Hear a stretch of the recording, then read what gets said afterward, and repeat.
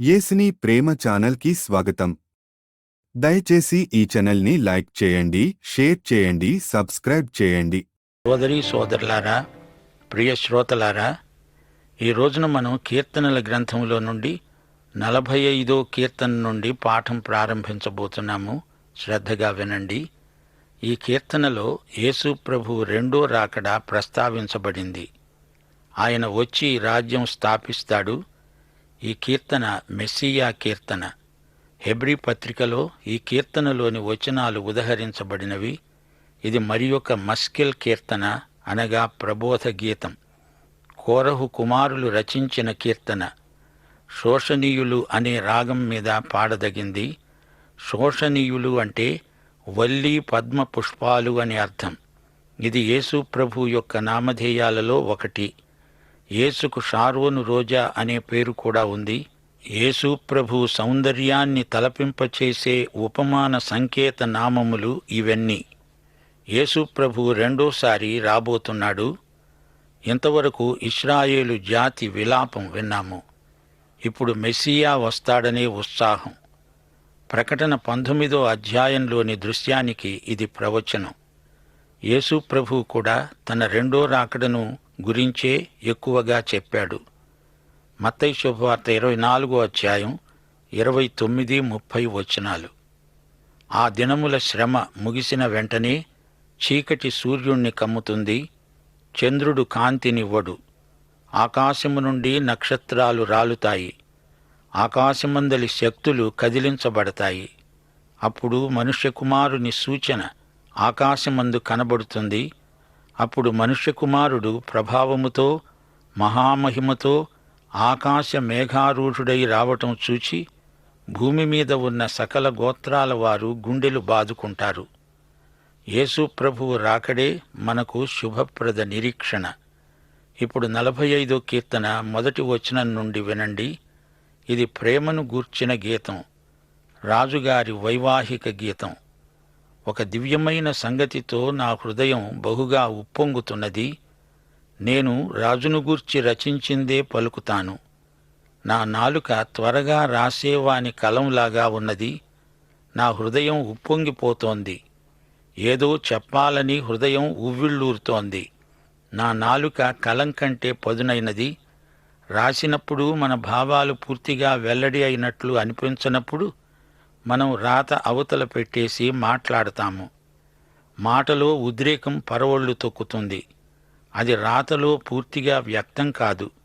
ఈ కీర్తనకారుడు మాట్లాడాడు, అది రాయబడింది.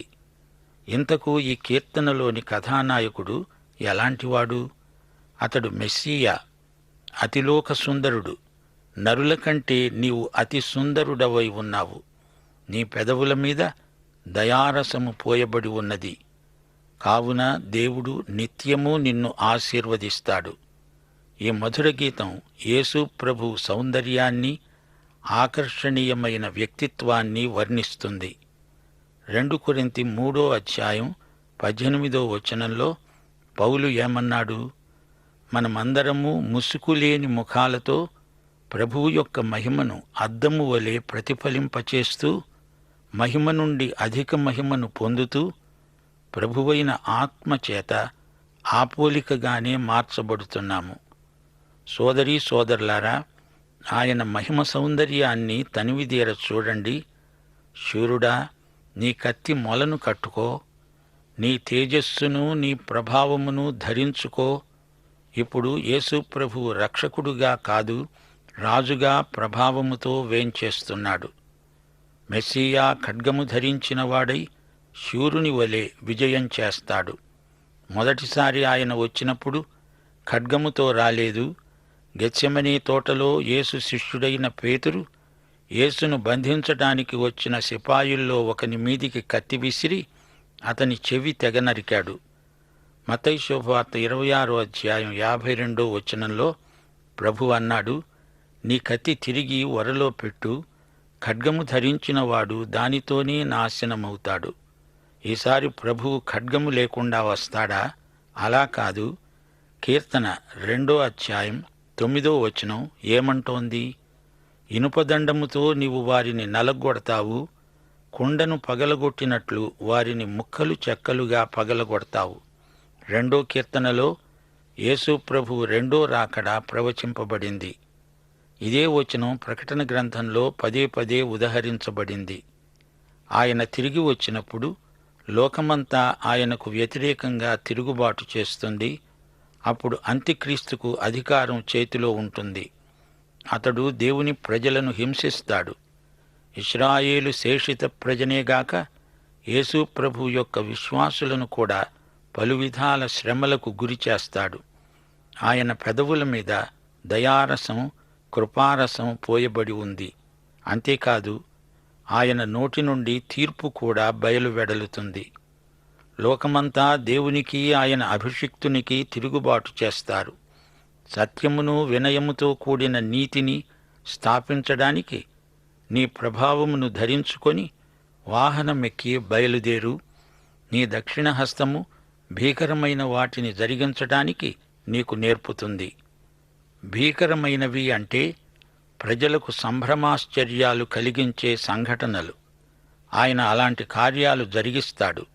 సత్యము, వినయము, నీతి అనే ఈ 3 ముఖ్య లక్షణాలు ఆయనకున్నాయి.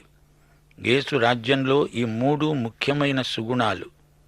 ఈయన రాజులకు రాజు, ప్రభువులకు ప్రభువు. ఆయనే సత్యం, ఆయనే నీతి. వినయము, సాత్వికము ఆయనలోనే నిండి ఉన్నాయి. ఈ లోకం అసత్యంతో నిండిపోయింది. అంతటా అసత్యమే, పూర్తి నిజం ఎవరూ చెప్పరు. అబద్ధం చెప్పడమే కాదు, ప్రజలు అబద్ధాన్ని జీవిస్తున్నారు. యేసు సత్యావతారం. సత్యమును గురించే ఆయన చేసిన ప్రతి పని సాక్ష్యమిస్తుంది. 5వ వచనం, నీ బాణములు వాడిగలవి, ప్రజలు నీ చేత కూలుతారు. నీ బాణాలు రాజు శత్రువుల గుండెలలో చొచ్చి దూసుకుపోతాయి. ఈ విధంగా రారాజు రాబోతున్నాడు. 6వ వచనం, దేవా, నీ సింహాసనము నిరంతరము నిలుస్తుంది, నీ రాజదండము న్యాయార్థమైన దండము. మత్తయి శుభవార్త 25వ అధ్యాయం 31వ వచనం, తన మహిమతో మనుష్య కుమారుడును ఆయనతో కూడా సమస్త దూతలును వచ్చేటప్పుడు ఆయన తన మహిమగల సింహాసనము మీద ఆసీనుడై ఉంటాడు. అంతవరకు ఈ లోకంలో శాంతి ఉండదు, సమాధానమూ ఉండదు. ఆయన స్థాపించే రాజ్యం శాశ్వతమైనది. నీవు నీతిని ప్రేమించి భక్తిహీనతను ద్వేషిస్తున్నావు. కావున దేవుడు, నీ దేవుడే చెలికాండ్ర కంటే హెచ్చగునట్లుగా నిన్ను ఆనంద తైలముతో అభిషేకించి ఉన్నాడు. ఆయన అభిషిక్తుడు, మెస్సియా. శ్రోతలు గమనించండి, మెస్సియా అనేది హీబ్రూ మాట. దానికి గ్రీకు పదం క్రీస్తు, అనగా అభిషిక్తుడు. క్రీస్తు అనేది పేరు కాదు, అది అధికారపూర్వకమైన బిరుదు. ఆయన అభిషిక్తుడు. మొదటిసారి ఆయన ప్రవక్తగా వచ్చాడు. ఆయనే దేవుని సందేశమై సందేశకుడుగా వచ్చాడు. అది గత కాలంలో జరిగింది. అయితే ఇప్పుడు ఆయన ప్రధాన యాజకుడై దేవుని కుడిపార్శ్వమందు నిలిచి ఉన్నాడు. ఇప్పుడాయన అదే పరిచర్య చేస్తున్నాడు. ఆయన రెండోసారి వచ్చేటప్పుడు ఆయన రాజు, మెస్సియా. అయితే ఇది జరగబోయే సంఘటన.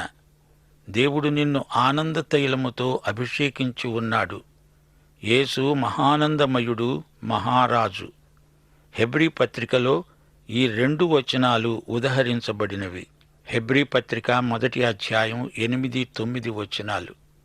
తన కుమారుని గూర్చి ఆయన అన్నాడు, దేవా, నీ సింహాసనము నిరంతరము నిలిచేది, నీ రాజదండం న్యాయార్థమైనది.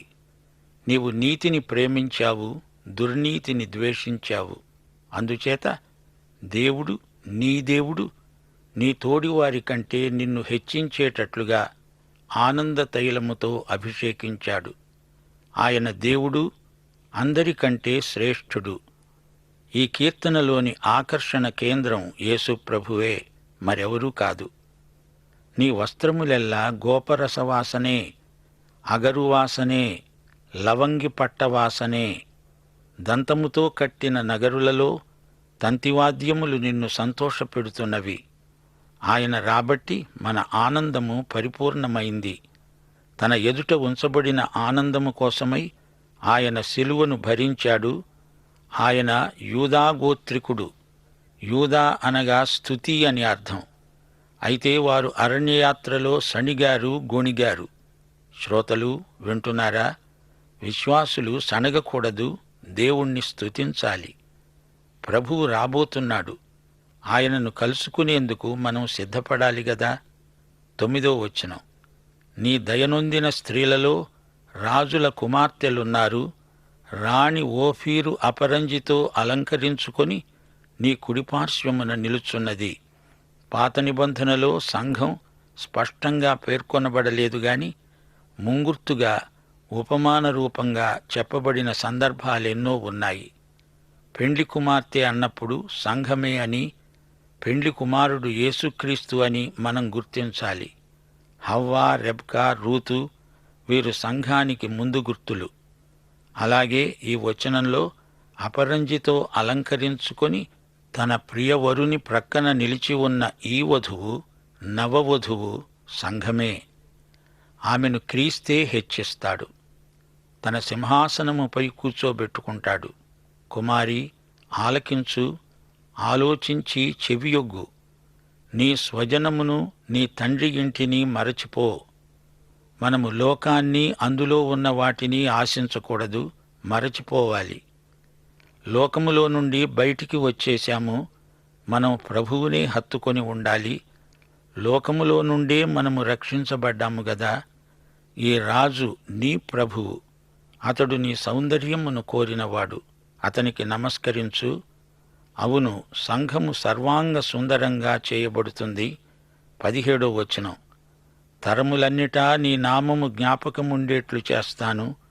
కావున జనములు సర్వకాలము నీకు కృతజ్ఞతాస్తుతులు సమర్పిస్తారు. ఈ వచనం 1000 ఏండ్ల పరిపాలనను చూపుతోంది. కొన్ని సంఘటనల తరువాత ఈ రాజ్యం నిత్యత్వంలో ప్రవేశిస్తుంది. సైతాను కొంతకాలము స్వేచ్ఛగా విడిచిపెట్టబడతాడు. ఆ తరువాత వాడు అగ్నిగంధకాల సరస్సులో పడవేయబడతాడు. ఈ కీర్తనను సరైన దృక్పథంలో అర్థం చేసుకోవాలి. ఇందులో మనకు గొప్ప పాఠం లభిస్తుంది. సరే, ఇప్పుడు మనం 46వ కీర్తనలోకి వచ్చేశాము. దేవుడే మనకు ఆశ్రయం. ఇది 1000 ఏండ్ల పరిపాలనను గురించిన గొప్ప కీర్తన. 45వ కీర్తనలో రాజును గురించిన వర్ణన ఉంది. 49వ కీర్తన వరకు రాజ్యాన్ని గురించి, 1000 ఏండ్ల పరిపాలనను గురించి కొన్ని వివరాలు చెప్పబడినవి. ప్రధాన గాయకునికి, కోరహు కుమారులకు అలామోతు అనే రాగం మీద పాడదగిన కీర్తన. అలామోతు అంటే కన్యకల బృందం అని అర్థం. యెషయా గ్రంథం 7వ అధ్యాయం 14వ వచనంలో అలామోతు కన్యక పేర్కొనబడింది. ప్రభువు తానే ఒక సూచన మీకు చూపుతాడు, ఆలకించండి. కన్యక గర్భవతి అయి కుమారుణ్ణి కని అతనికి ఇమ్మానుయేలు అని పేరు పెడుతుంది. మోషే సోదరి మిర్యాము ఎర్ర సముద్రం దాటిన సందర్భంలో ఇలాంటి పాటే పాడింది, అందరి చేత పాడించింది. నిర్గమకాండం 15వ అధ్యాయం 21వ వచనం, యెహోవాను గానం చేయండి, ఆయన మిగుల అతిశయించి జయించాడు. గుర్రమును దాని రౌతును ఆయన సముద్రములో పడద్రోశాడు. ఇప్పుడు 46వ కీర్తన పూర్తిగా వినండి. ఇది కూడా హల్లెలూయా గీతమే. దేవుడు మనకు ఆశ్రయ దుర్గమై ఉన్నాడు. ఆపత్కాలములో ఆయన నమ్ముకొనదగిన సహాయకుడు. కావున భూమి మార్పు నొందినా, నడి సముద్రములో పర్వతాలు మునిగినా, వాటి జలములు ఘోషిస్తూ నురుగు కట్టినా, ఆ పొంగుకు పర్వతాలు కదిలినా మనము భయపడము. సెలా. సర్వకాల సర్వావస్థలలో ఆయన మాత్రమే నమ్మదగినవాడు. ఈ చరాచర జగత్తు అంతరించిపోయినా ఆయనే ఎంతైనా నమ్మదగిన దేవుడు. ఆయనే మన సహాయకుడు. ఒక నది కలదు. దాని కాలువలు దేవుని పట్టణాన్ని, సర్వోన్నతుని మందిరపు పరిశుద్ధ స్థలాన్ని సంతోషపరుస్తున్నవి. ఈ నది దేవుని వాక్యమే. యెహెజ్కేలు 47వ అధ్యాయంలోని నది ఇదే. ప్రకటన గ్రంథం 22వ అధ్యాయం మొదటి వచనంలోని నది కూడా ఇదే. స్ఫటికముల వలె మెరసిపోయే జీవజలముల నది. 5 నుండి 7 వచనం వరకు. దేవుడు ఆ పట్టణములో ఉన్నాడు, దానికి చలనము లేదు.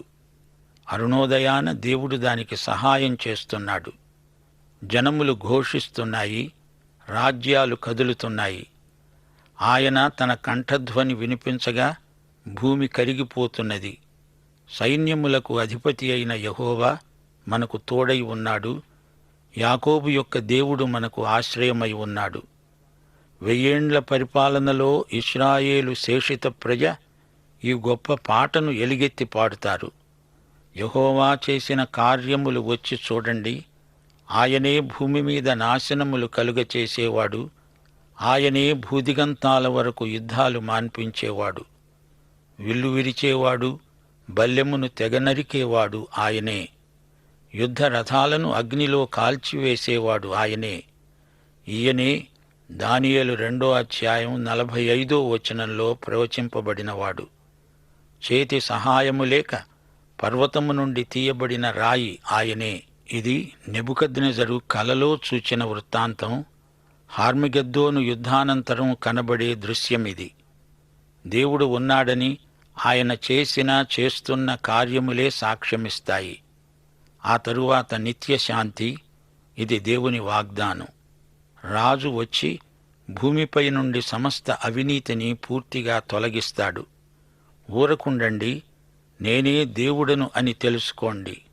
అన్యజనులలో నేను మహోన్నతుడనవుతాను, భూమి మీద నేను మహోన్నతుడనవుతాను. సైన్యములకు అధిపతి అయిన యెహోవా మనకు తోడై ఉన్నాడు. యాకోబు యొక్క దేవుడు మనకు ఆశ్రయమై ఉన్నాడు. ప్రియ రేడియో శ్రోతలు వింటున్నారా? లోకములో సకల ప్రజల మధ్య ఆయనే మహోన్నతుడని రుజువవుతుంది. ఆయన ఎదుట మౌనంగా ఉండండి. ఆయనే దేవాది దేవుడని గుర్తించండి. అంతటా తుఫానులు, భూకంపాలు, అంతటా కలవరమే. ఈ లోకం మోసకరమైంది. అంతటా దౌర్జన్యం పెచ్చరిల్లిపోతోంది. సృష్టిలో కూడా ఎన్నెన్నో మార్పులు వస్తున్నాయి. ఇది మనం తేటగా ఈ రోజున చూడగలుగుతున్నాము.